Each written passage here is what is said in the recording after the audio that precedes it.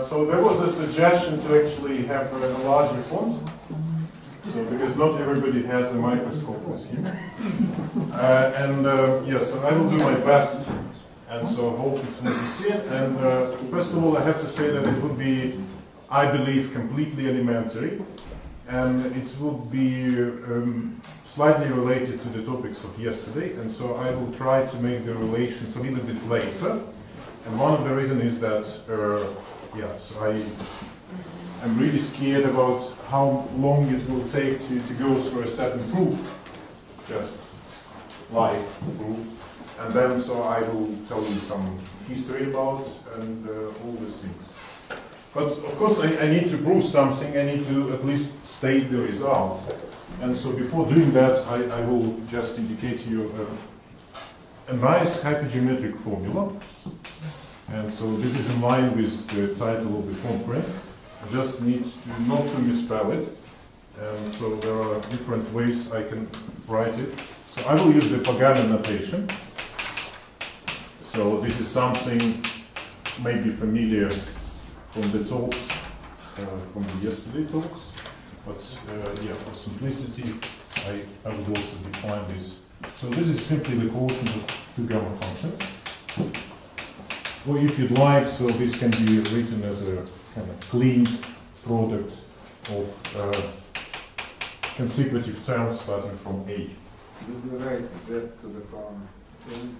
Yes, but before that I will write 8n plus 1, and then I will write 9 to the n. Well, so of course there is no meaning without the right hand side, which is in this case 2 root 3 over pi. This is one of the kind of surprising formulas that happens. I mean, there is a handsome amount of them in total. But I won't be proving this formula because it's done, and essentially all the ideas were given more than a century ago by Ramanujan, and this belongs to the list of his 17 examples of this type. But I will be speaking about another part of the formula, and this is more in the spirit of what Fritz Bürkers was doing yesterday. So what would happen if I just write the same expression, truncated at prime minus 1? And of course, I don't wish to, to kind of have primes of the form 2 or 3 because of all these denominators and the programming symbols. I will assume that my prime is always greater than 3.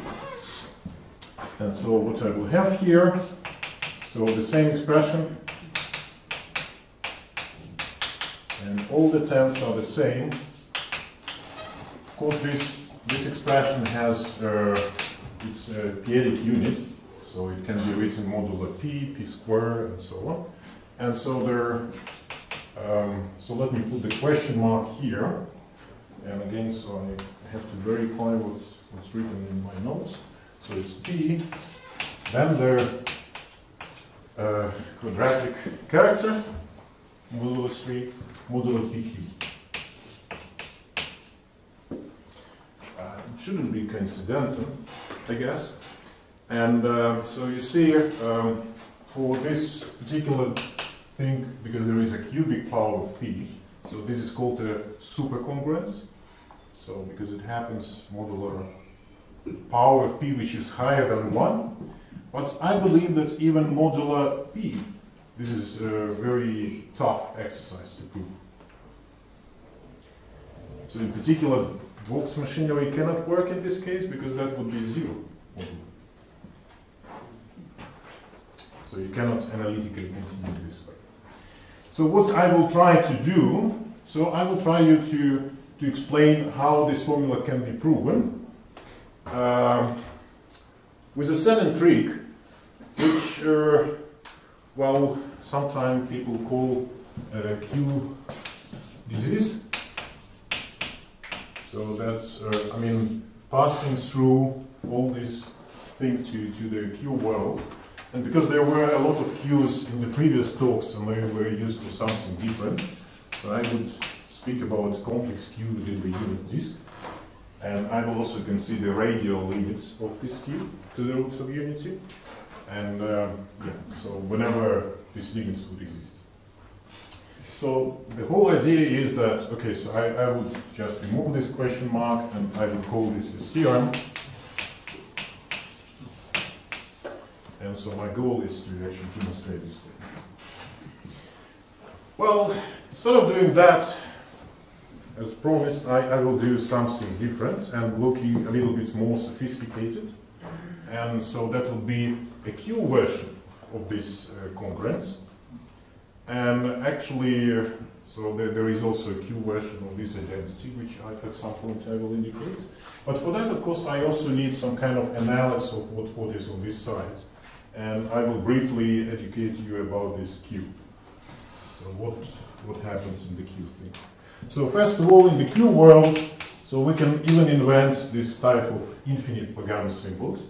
So because this is simply, it's a similar product, but it goes up to infinity, and this is simply 1 minus AQJ. But if you truncate it, so if you just compute it, so this product again up to n minus 1, this is nothing but, I think, computing it up to infinity and then cancelling the terms here. And this is called, so the q-Pagano symbol. Though I believe Pagano himself did not invent it. But one of the things, I mean, there is a certain similarity in defining it, but there is also a very kind of clear rule of how to pass from one to another. And this is actually, if I consider the Pagano symbol not of A, but so whatever A, for example, here is, it might be a rational number or an integer. So if I define, so if I consider this particular quotient, so just replace this A with Q to the A and take the limit as Q goes to 1. And then you will see exactly the original Pagano symbol. That's how it works. Well, you can complain that we need to normalize the things in this particular way. It's not an issue whenever we deal with this type of hypergeometric series, where the number of Pagano symbols in the numerator and denominator is the same. So there is a balance, and therefore, at the very end, so you don't see these guys at all. But of course, I mean, if you deal with some kind of different hypergeometrics, so that sometimes becomes an issue. Okay, so then there is also, so what kind of stuff should I bring to the Q world? Well, there are Q numbers. And, well, so whenever it's clear what Q is, so we can drop the index. And this is simply 1 minus Q to the n over 1 minus Q. Or if you like, so you can write the kind of expansion. Of course, they become n's when you take the limit, for the same reasons. And you also have something like Q binomials, and these are, well, these are Q, n, and then you have the quotient of the corresponding Q Pagano symbols. This play the role of this Q factorials. So again, because it's balanced, so we don't need to divide by the things. And this also, like this goes to n as Q goes to 1, and this goes to the usual binomial coefficient as Q goes to 1. So I can also give you what is the Q gamma function, and for some reasons I also write it. Yeah, so it's created really, I mean, in a similar way as we do for the Pagano symbols, but we'd like it to be kind of to have a limit as Q goes to 1 to be just the ordinary gamma function, and therefore, so one needs to kind of to bring all these normalizing factors. And so it would be also 1 minus Q to the 1 minus X. And this indeed goes to the ordinary gamma function in the limit. That's kind of a natural correspondence between these things. Okay. So then I will first give you what is the analog of this Ramanujan's formula for 1 over pi. So in the Q language, and so it can be seen as an exercise in this case.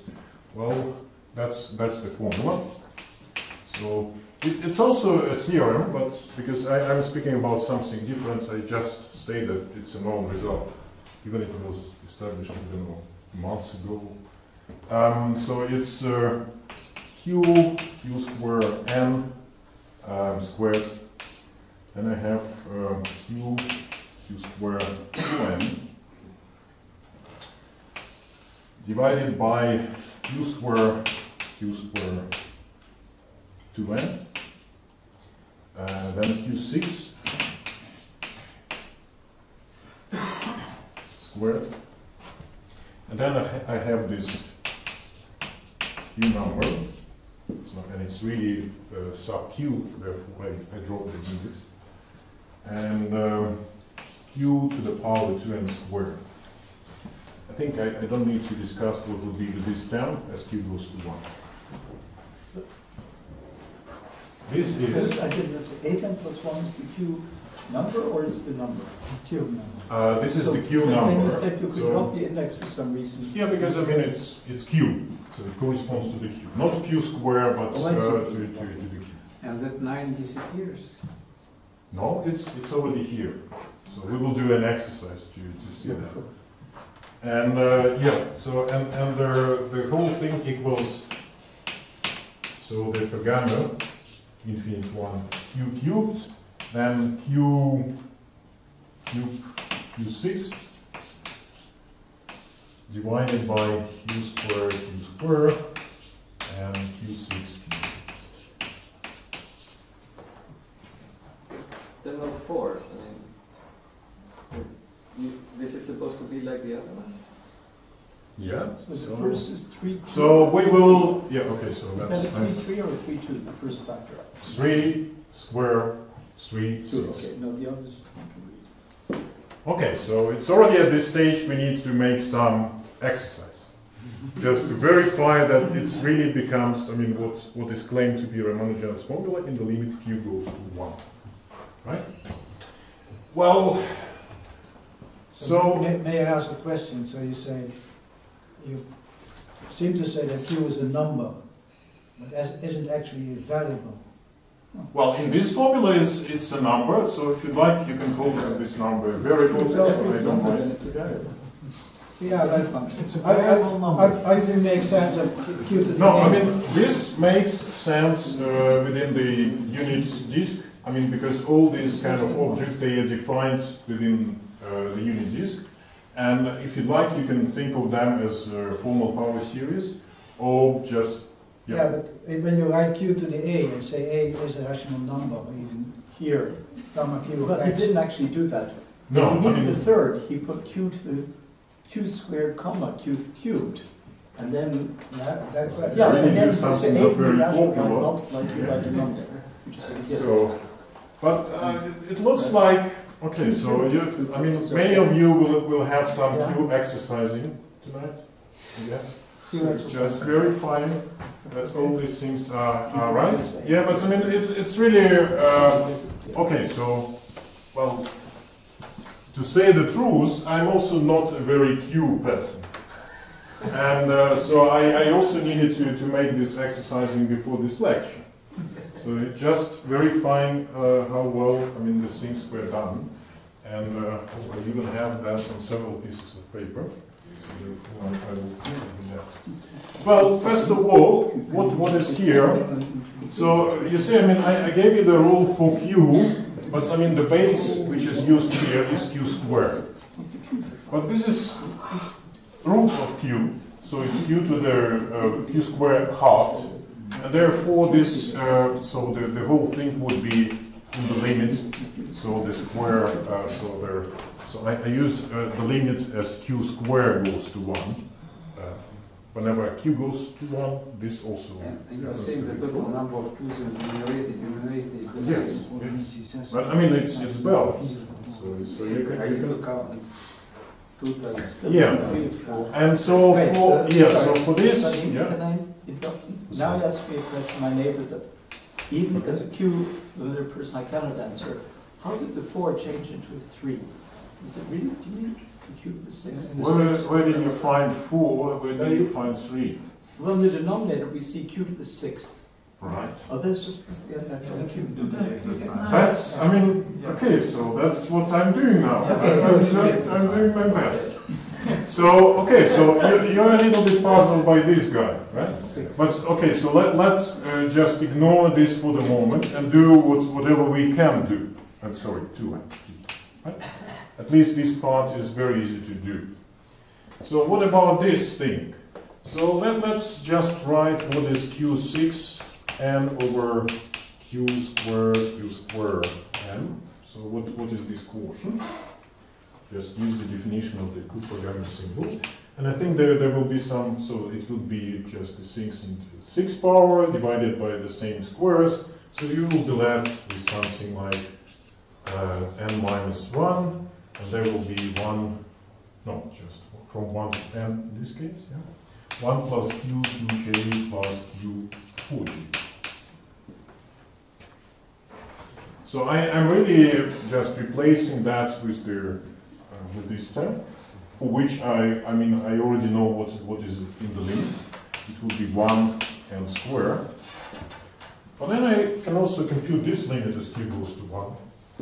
And this is simply 3 to the n, in this case squared. And that's how the things become. So you see, I don't claim it's a trivial exercise, but we are intelligent enough to do that.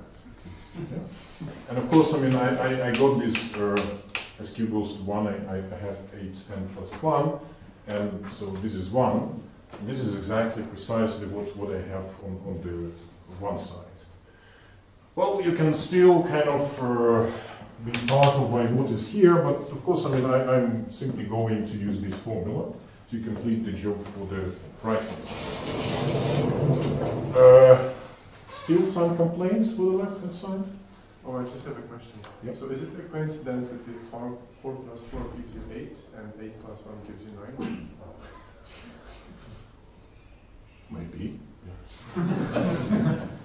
I mean, both 9 and 8, they have explanations. The explanations are somewhat different, but I mean, somebody decided somewhere that, I mean, they might be still related. Yeah. So, I wouldn't use that kind of fact, but yeah. So they might be related. So this is exactly what's happening. So you know you can find 1 over 4, 3 over 4, and all the other things. So what about this side? Okay, that's really kind of a nasty thing. So because for what's happening, so the right hand side, and I just did, I mean, some kind of formula. So it would be 1 minus 3 over 2, then 1 minus q6, 1 minus half. So that would kind of compensate the things coming so here from q cube sub q squared and q cube q6. So that would be the corresponding factors. There will be 1 and 1. So for the denominators to compensate in gamma q square and gamma q6. And then I will have gamma q squared at 1, gamma q6 at 1, gamma q squared at 3 half, and gamma q squared at 1 plus 6 at 1 half. Well, so there will be some cancellation of the terms that blow up as q goes to 1. And so we will be only left with root 3. And then, so we will have in the limits here gamma 3 over 2, so which gives 2. So the whole thing really just gamma half squared is pi.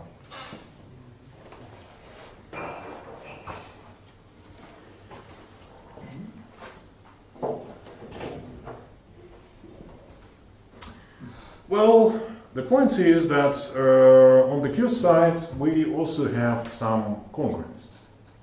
But of course we need some kind of replacement in this case for the corresponding primes, and so the very natural replacement there is the these cyclotomic polynomials, because these are exactly the polynomials that divide these Q numbers. And so even they were introduced, and they are often used for the hypergeometric data. So let me write that. So the cyclotomic polynomial. Okay, so this is a polynomial of Q.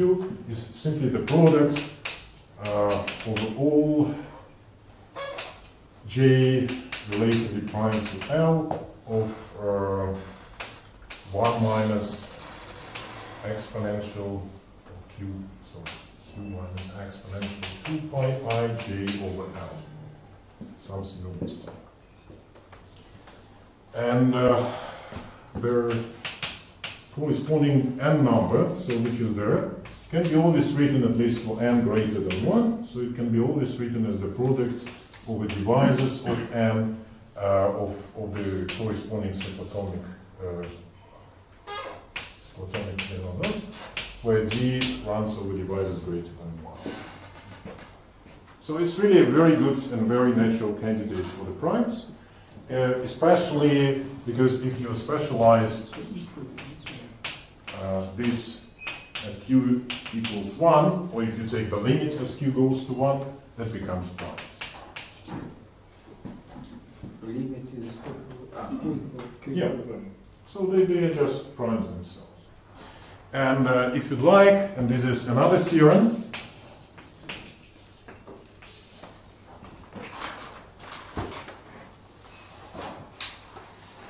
Okay, so I finally managed to get to the next page. And the theorem is that if I consider the truncation of my series there, and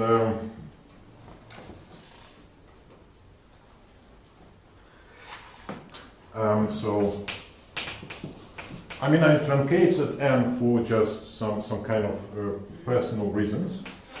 So therefore I will use k as the summation index here. But this is exactly, I mean, the same kind of site which was in this formula. Then I have q square 2k, and the same denominator q square 2k, and then q6 doubled.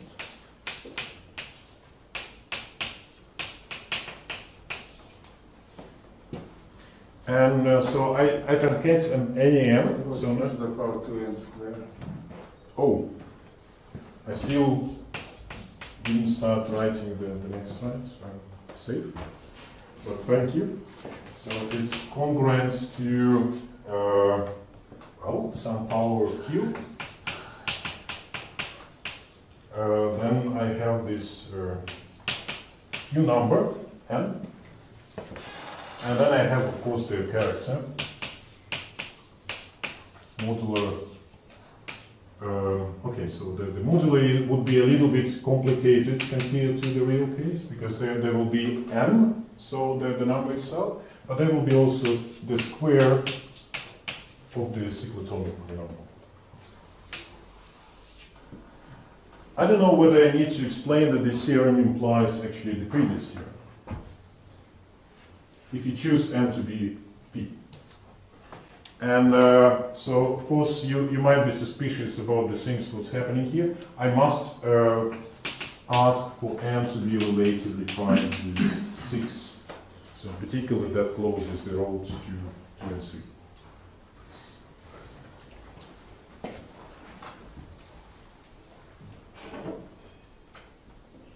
No questions? So n is odd. Is odd and not divisible by 3. It's very odd. Yeah. By the way, n is, there are two n's in the right hand side. So It's the same one. Yeah, so that's where I truncate here. And that's, I mean, the same pattern. But this term does not seem to imply the Q version of the original identity. Because if I let n go to infinity, I No, can see that it's- this converges to And this is No. p. No, it doesn't imply. It doesn't imply. And for the moment, they don't even seem to be related. That's what I mean. At the moment, But okay, so just going a little bit ahead and giving you a hint, so not to lose you on the way to this discovery, is that what I'm going to use this infinite formula, and I'm going to look at not as q goes to 1, but as q goes to the roots of unity. And so roughly speaking, I will be looking for the asymptotics of the corresponding q series on the both sides, and then comparing them. And from that, so we will see that the truncations, they show naturally, so in this asymptotics. And this is really a feature of hypergeometric functions. That's, I mean, so we would get these truncations roughly for free. And that's one of the reasons you can understand that now that it cannot work for q equals 1. Because you don't see, I mean, all these roots of unity at that level, at the classical hypergeometric level. You cannot have any access to these strange asymptotics. And so therefore it causes the trouble, and it kind of creates the miracles for this truncated series. So that's where the things become kind of normal, and so they are just different sides of the same story. That's the message. And actually I wouldn't prove this theorem, because this is still a complicated theorem. But so, by the way, now I can also address to say what do I mean by q-microscope. So it's actually looking at these roots of unity. This is really an advantage of the Q world, and so that's kind of looking at these roots through the microscope, and well, so you can only see on the Q side.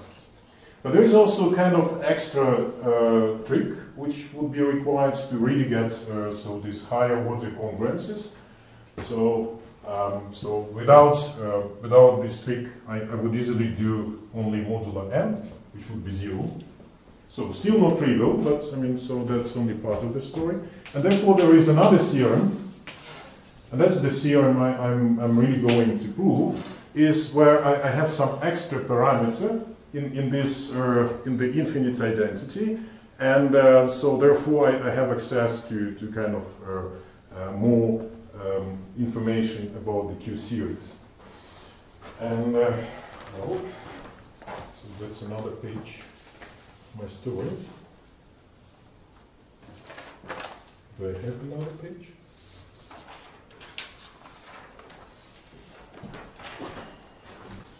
And so the theorem here would be about similar sum in which I have an extra parameter a, so a kind of a generic parameter, so whenever the series have sense, so we can consider that. So it's in the Q world, nobody asks you the conditions for actual values of the parameter to belong, so just formal series if you like. So that's, you see I have replacing this square with kind of reciprocal AQ and Q over A, and I'm doing the same in the denominator, so in this Q6 part. So otherwise, q square 2k, and then aq6, and q6 over a. And then of course I have the same terms, 8k plus 1, and q to k square. And this is congruent to exactly what I have above. Nothing changes.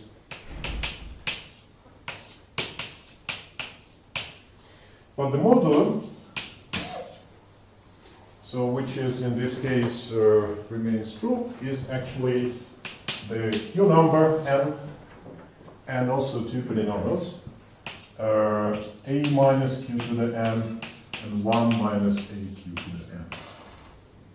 So which are generically relatively prime. I don't think, I mean, so now I can just So if A equal 1, it will not be that congruence. No. But there is a way to actually come from this to this by considering the limit as A goes to 1. So the point is that, so if we look what kind of denominators are created on this side with respect to A, so they only come from these factors, and the factors are only for k up to n minus 1. So in particular, these denominators, they are relatively prime with these things, and they are also relatively prime with the cyclotomic polynomial phi and q. So these things are, so they are relatively prime with phi and q, even if I take A equals 1.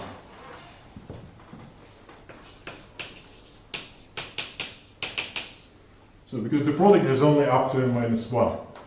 And n, recall, is relatively prime to 6.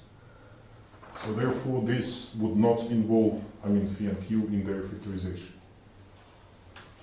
So we can pass here to the limit A goes to 1 easily, so it still has sense. So what would happen on this side? And so you see, I mean, everything would be, I mean, on this side would be not blowing up in the limit because of that. But also, I mean, these terms, well, so of course, I mean, if I take A equals 1 limit, so the polynomials would become 1 minus qn. But I'm only controlling the part which is phi and q. So I'm ignoring, so the other things can really get cancellations from this side. But phi and q will be relatively prime with what is there. So therefore, in the limit, so at least phi and q part of, as A goes to 1, of this polynomial and of this one, so will be still, I mean, so they're kind of independent of this part. So in the limit, so this would become this phi and q squared. So that's the trick. So that we actually prove something which is a little bit simpler in a sense, but that implies, I mean, there congruence there. So this theorem implies this one in the limit A goes to 1. I mean, if you like, I mean, of course, there is a way to really go through, I mean, these kind of things and explain, so to control all these denominators. I believe that there is a kind of a way at some point to believe the speak as well. So, and therefore, okay, so not everybody does. Okay. So you explained that the roots of phi of n survive this limit. Yeah. Could anything else survive? Well, could, but yeah, so generically I wouldn't expect that. So because if you try to really compute what's happening here, this is somewhat the right model to consider. So therefore it's not surprising that it's really an infinite q squared survives. So any more questions? Yeah? So you can, this is a polynomial, right? If you... Well, I mean, this is not quite a polynomial, but I mean the denominator here can be controlled, and it's relatively prime with the modulus, so therefore it's not. You can always check what kind of congruence is possible. Well, it means that if you take the difference of these two, it's divisible by what is. Well, of course, I mean there is something which you've probably not seen before, and yes, yeah, but I think it's still quite elementary. So there is nothing pretty hard about this story. What? I'm just surprised. When you do Pochhammer symbols, they sometimes like to come in pairs with the arguments of product q, or small power of q, because that in the limit becomes the Jacobi triple product in this modular theta series. And here, all the fluids do that except one, so the denominator you have a q to the 6th and q to the 6th over a, so that's perfect, they're matched. Yes. And the numerator you have a pair aq and q over a, that's also matched. Yes. But then, or is that a q squared? It looks like an aq squared. The third, on the top, is that q squared? Q squared. Yes. Okay, can you make it clear? I thought it was a, and that was my question. So then I'm happy. So So that's, these are things that I'm puzzled. How to make it clear? just make the tail a little longer. It looks like an A. Put a microscope on the tail of the cube. The preceding term, the third term in the numerator. This one? To the Yeah, left, it looks- to the left, to the left, to the left. Yeah, that No, right, no, where no, the finger is. right. Yeah, that A. I read this as an A because it looks like an A. It's a cube. Yes. Yes, well, I didn't know that. I'm happy. Because, I mean, my A has some, yeah, some No, no, circling around. my question was a mathematical one. So now it has the property that the individual terms, if you let k go to infinity, become multiple forms. Is that always the case in forms you can see? Well, It's very at least, I mean, at least in the examples, yeah. So we know that's always the case. And so the ones which are related to this Riemann transform. So notice the limiting form of the k summand, as k goes to infinity, becomes a multiple form or elliptic function. It's very rare. Yes. Yeah, that's what I was checking. Okay. And so therefore, I mean, so this kind of theorem, it follows again from the formula, so the analog of that one in which I also have A, and it goes to infinity, and then from the comparison of two asymptotics as q goes to the infinity. And so therefore, I've already kind of, okay, now I need So to you're really saying that use there is a this. way to introduce the formula that appears in the third line. Yeah, I mean, this formula it gives a flexibility only for modular n. So otherwise, you need also to consider derivative with respect to q, and they are not friendly. So I mean, this extra trick, which I myself, with my course, call creative microscoping. So because it's adding a little bit more to the quality of this truncation. So this really simplifies the story and makes it completely elementary. Well, so what does it mean completely elementary? It's simply, so I will remove this part, and yeah, so I will write the infinite identity anyway. So it simply means that we are good users of the software which is called q hypergeometric identities. And so we highly depend on that software.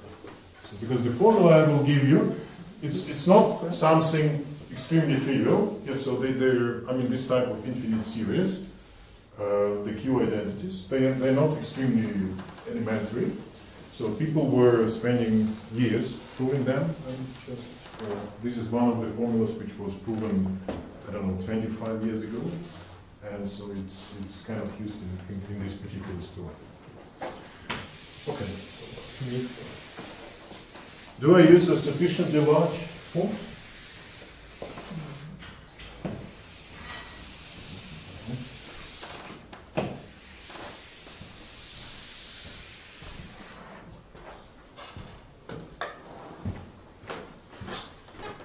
Okay, now I need to page. There was a trick somewhere.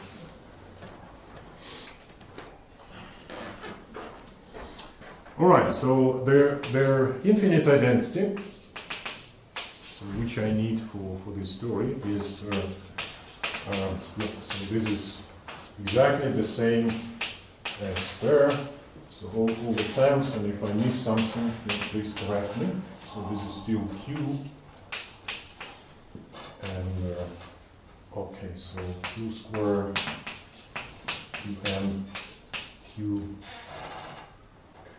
a q6 fast, and then q6 of n,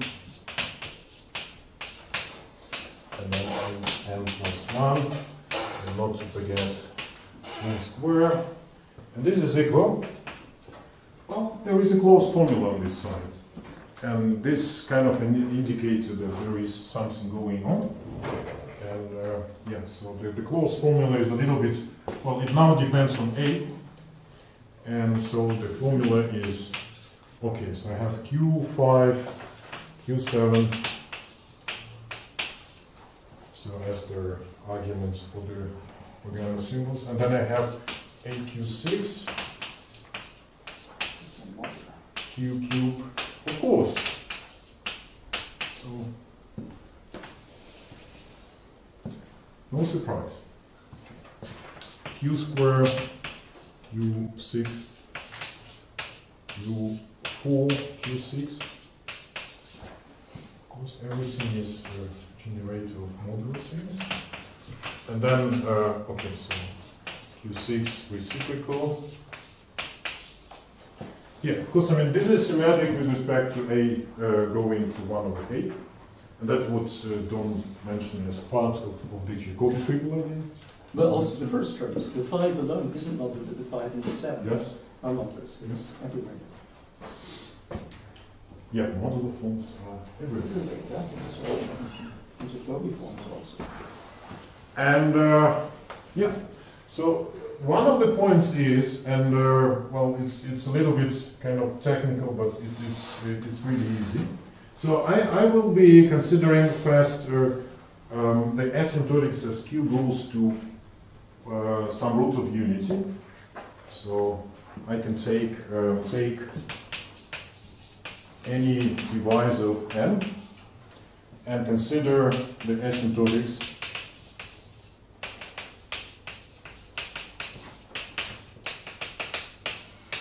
as Q goes to root of D.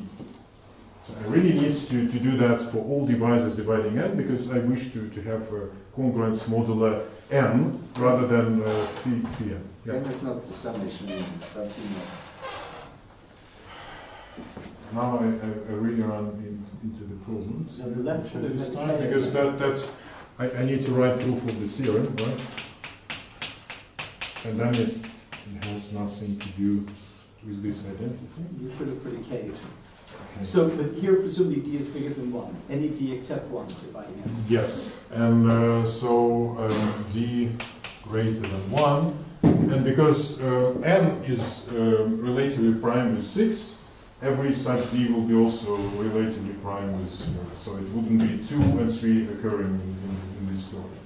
And in particular, if you look at what's happening here, I mean, there is no asymptotics of these formulas for kind of, so you cannot really run, so Q goes to this root of unity on this side, because, so the expression here, this is something which only depends on the, so if I consider this infinity, I replace this with something like dl plus k, where k is between so 0 and d minus 1. So then in this formula, on this side, one can simply substitute the corresponding value zd, zd. So that would, I mean, there will be cancellations. Why do you have to, the right-hand side certainly is limited. Or can be evaluated. Yes, but I mean, so the point is that, no, it cannot be evaluated in this case. Well, I mean, so the expression here, so it's periodic, it has periodic pattern with respect to this case. This is a bounded expression as Q goes to the root of unity. Yeah, and it's easy to compute. You don't have to do any tricks. But I don't need, I mean, the computation of this limit. I only need the boundaries. But why do you explain bound infinity as the Well, because, I mean, so if you just replace all these Pagano symbols with a particular one, and then consider the limit as L goes to 0, so you can see, you can just see that this tends to a very finite value. And so, because there are only finitely many choices for k, so this comes as a well, bounded expression on this side. So, I did this exercise also this morning. But I don't, well, I don't understand the point of this business. So I only need the boundness of this expression. You just said it's finite in the limit. Well, that's, yeah, it's bounded. Yeah, or finite. Yeah. So if you like, you can compute the limits and so write that. But I don't need this limit. So I only need the fact that it's bounded. And why is it You bounded? can also see So because I mean, so you say, I mean, considering so this limit can be computed, so you replace these infinities with a certain number, and this number I suggest writing in this particular form. Yes. And then, so it's you will see that it doesn't depend on L. Yes. so the result of this limit, and so it only depends on the residue k. And there are only finitely many things, and so this there is no blowing up in the denominator. Therefore, this whole expression is bounded. That's it. But I mean, writing so exactly so the details of the boundedness, there is no there is nothing going to zero in the denominator. So it's. But there will be zeros in the denominator if you. No. I mean, there are some cancellations. So this part, for example, so for A generic, so it's simply so it's periodic. And for this one, so one can write the cancellation.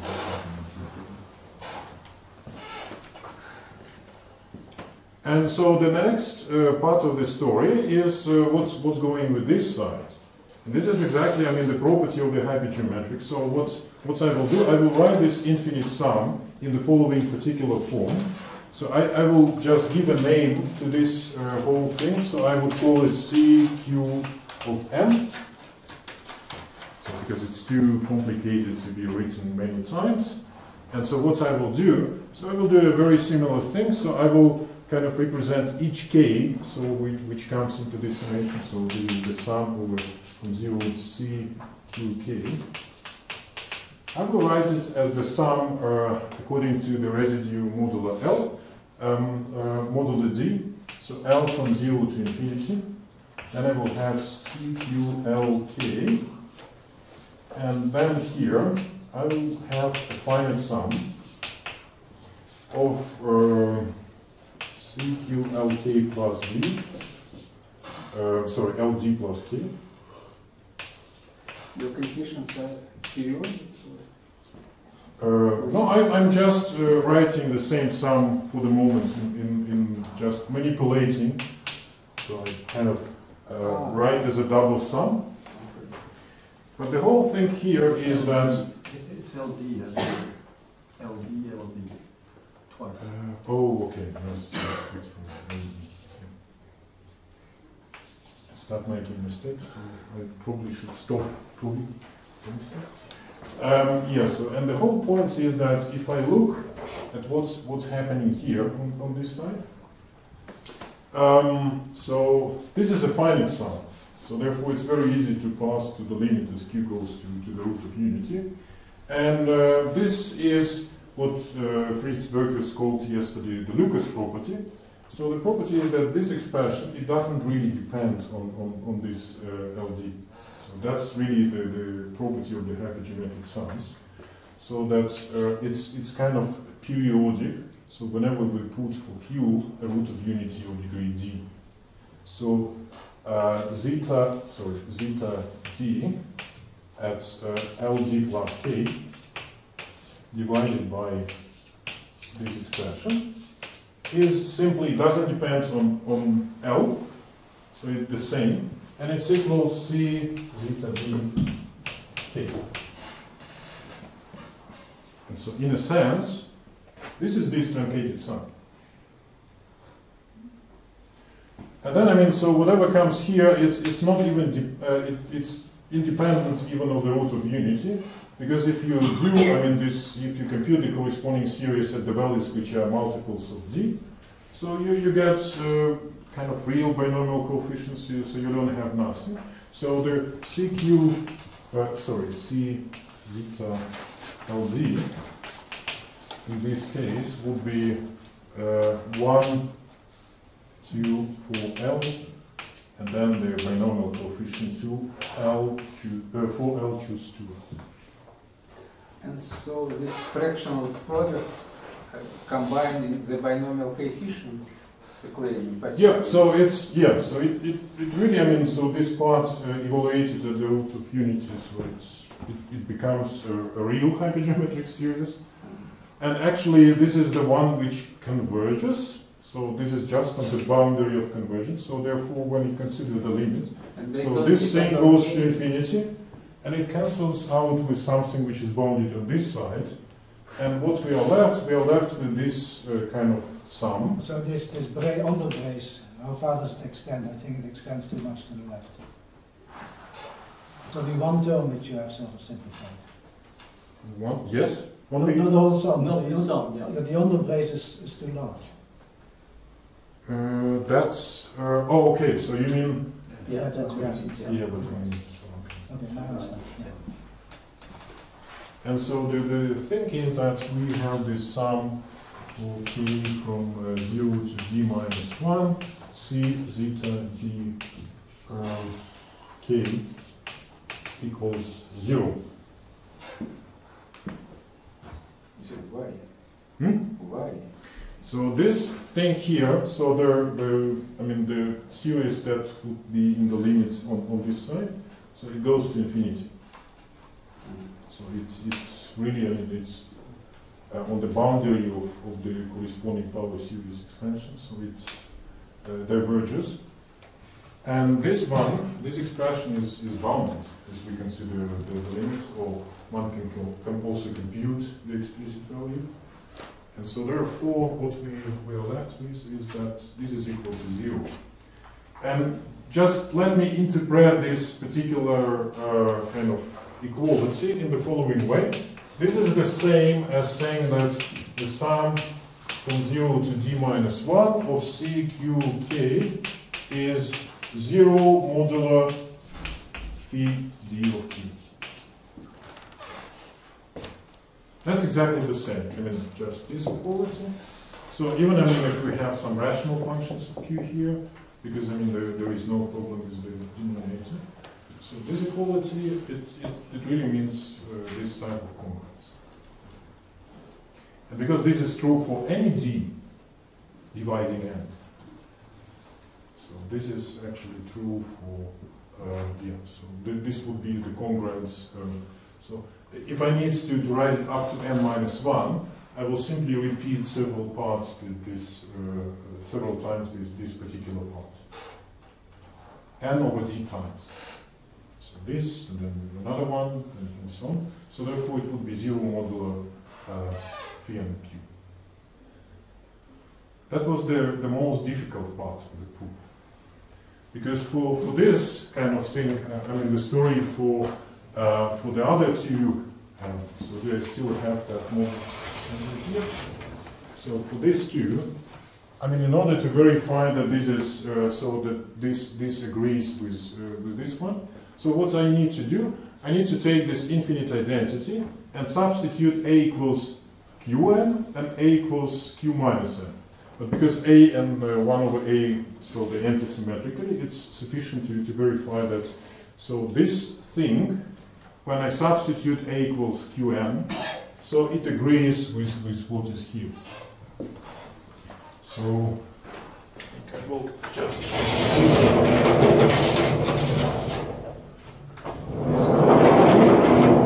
I'm sorry, Wadim.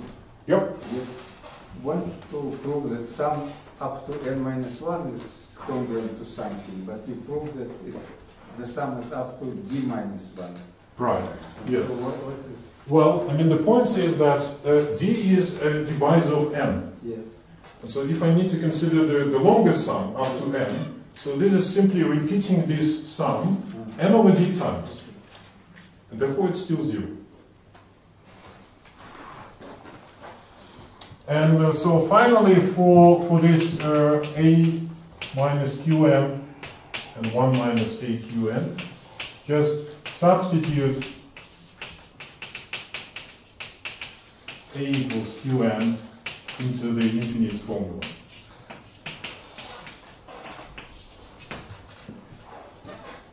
So the point is that, so if you do the substitution into that formula, of course, I mean, I need, again, so I used n, not good. So it's, the series actually truncates. So I have only finitely many terms. But on this side, so if you substitute, okay, so a is q to the n, and n is relatively prime to 2 and 3. So there will be some cancellations happening there.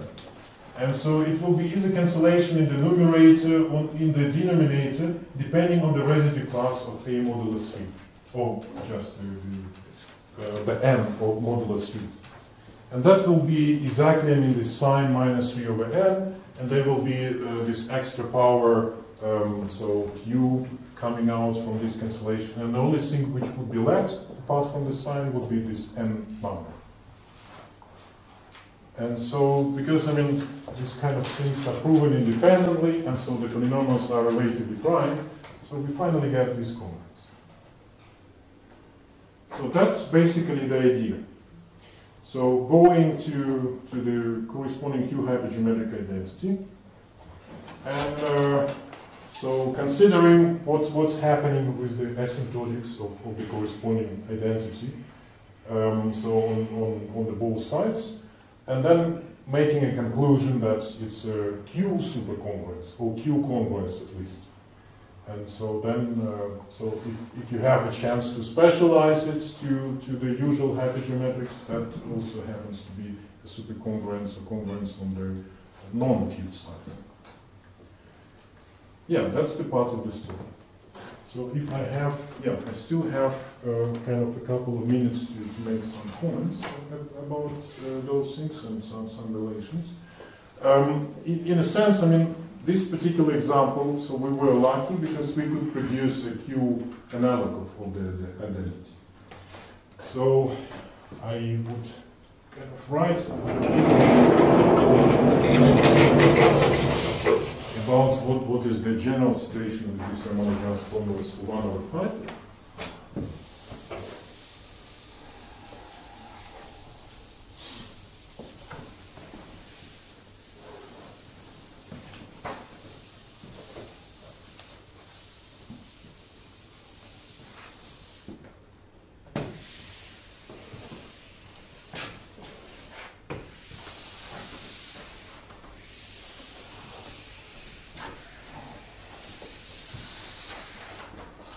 So when I was preparing the talk, I mean, I have some kind of example which I call my favorite example. And so this is a little bit more kind of complicated, but the pattern is exactly the same. So we have a very special, if you like, hypergeometric series or motif. And now you will see some really kind of large numbers. And at the same time, the value of z in the hypergeometric series would be very small. And this is one of Ramanujan's formulas 1 over pi.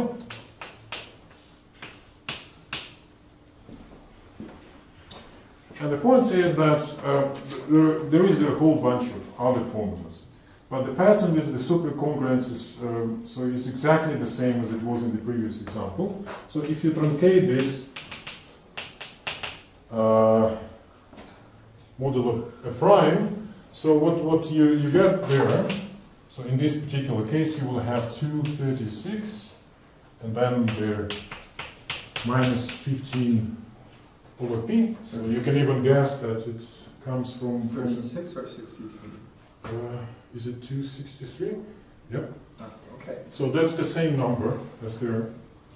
And p modulo p cubed.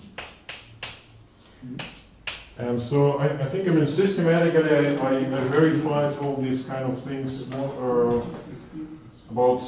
a decade ago. And I also, I mean, there are also formulas for 1 over pi squared.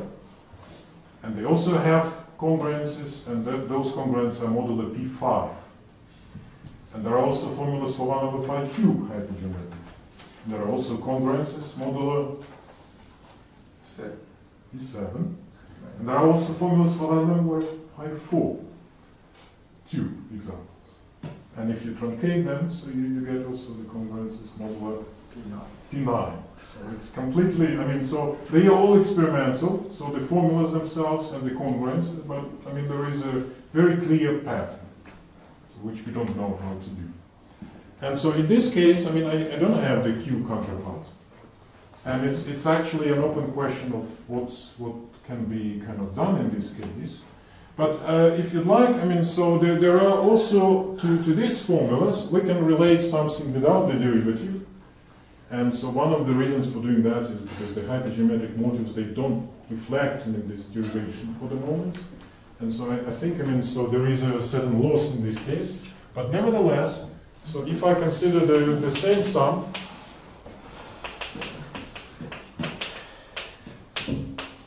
without the derivative, so minus 1 over 80 cubed n, well, it also has a closed form expression. So it's well, 4 root 15 again over 43 pi, and then Selberg formula, Cholow-Selberg formula, tells you that there are, this is the period of this particular form, where you have minus 43, okay. So it also has a closed form. And the reason, of course, is that this value is just a value, it's a singular modular. And so therefore it corresponds to the choice, so from this q over root minus 43 from that field. And also if you do this modular, not p cube in this case, but modular p squared, this is also something very meaningful. And so this is, well, this is proven, because that follows from Cholow-Selberg. And this one is conjectural. Maybe not many know the conjecture. This is somewhat related to what Mark was talking about, the Jacobi or Jacobi motives. So AP here is the Hicke-Grossen character, twisted by the quadratic character minus modulo 15, x squared minus 2b, if p is x squared plus 43 y squared over 4, and 0 otherwise. And this is, of course, just excluding this case. So, you see, I mean, there are things that also happen for non-kind of Ramanujan type parts, but they are also difficult. Even in this case, we have a particular Hicke-Grossen character, so which is supposed to be very accessible, but probably not from this notation point of view. So I have no idea how to approach those things, because it's very hard in the limit obtain some Frobenius traces in this very strange and weird q-hypergeometric form. But okay, let's look here. Thank you.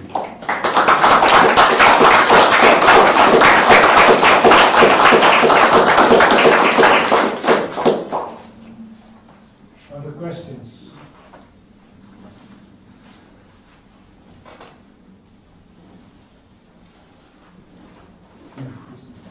So you replace the -3 with something else in the program.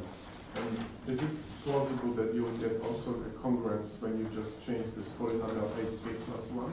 And there are finitely many such numbers from which this will form? Well, I can tell you that without 8m part, so we have this Cholow-Selberg. And then with 8m plus 1, we have 1 over pi.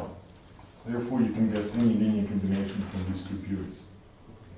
So I think, I mean, because they are supposedly linearly independent, so you won't get anything beautiful in the other cases.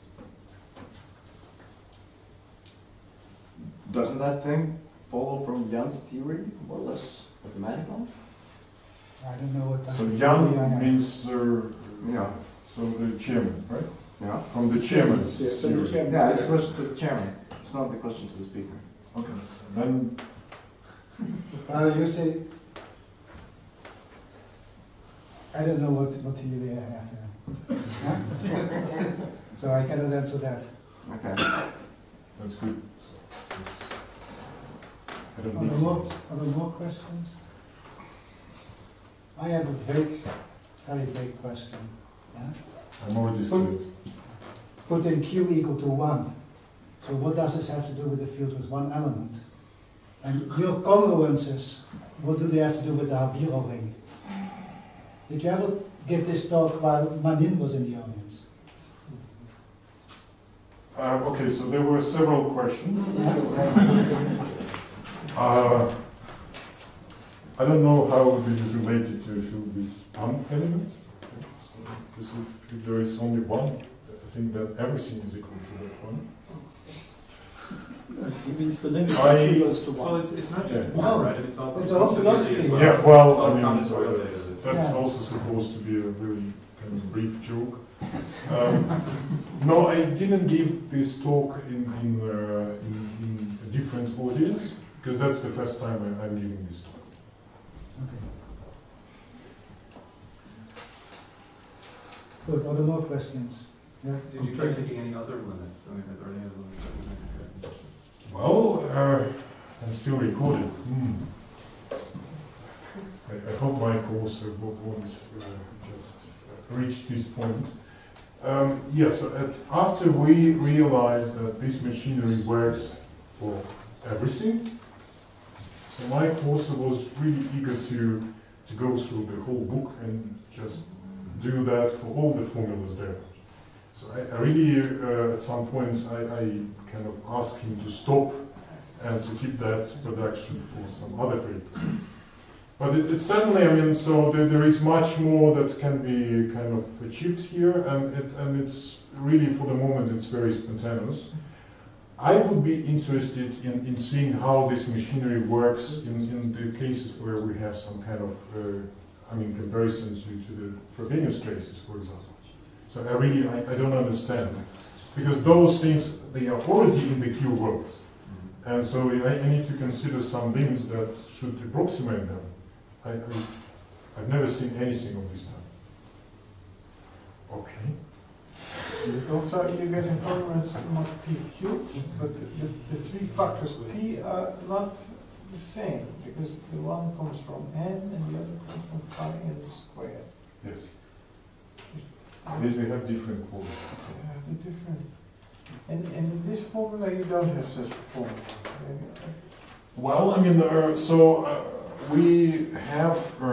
we don't have the candidate for the Q supercongruence even, because we need to match, I mean, this kind of all the factors. So remember, there was Q6, and everybody was skeptical about how I will get mine. So there are different ways of doing that. And there is also a different way of putting this Q2n squared. So because it could be also Q3n squared. So therefore, one can still play around and guess what should be kind of the thing. And so probably that would also allow to guess more general identities, which we don't know for the moment. But I mean, in the non-Q settings, everything is clear. So I mean, so you don't need to guess; you just concave that, and so you expect that to be congruent to. So you even know what would be on this side. You just take the square root, replace it by the character, and 233. Yeah, it's very easy. Yeah. So that's, yeah. So, but you were deriving it from the infinite identity. Yes. But you didn't say where the infinite identity came from. No, Did you? I told You you. quoted From the Q Bible. from the Q Bible. Okay, so Which is, to those who don't know, it's Gasper Rachman, basic hypergeometric functions. So the formula is just sitting there. But he said there are hundreds of Yeah, There are hundreds of formulas, and it's an ocean, and you really, whatever you do, so you will always get some nice asymptotics. So because I mean, for the closed formulas, You have to write a computer program to scan the pages looking for your formula. How did you? hopefully not me. How did you get the idea that that would be the right Q identity? How did you do Well, I mean, I kind of.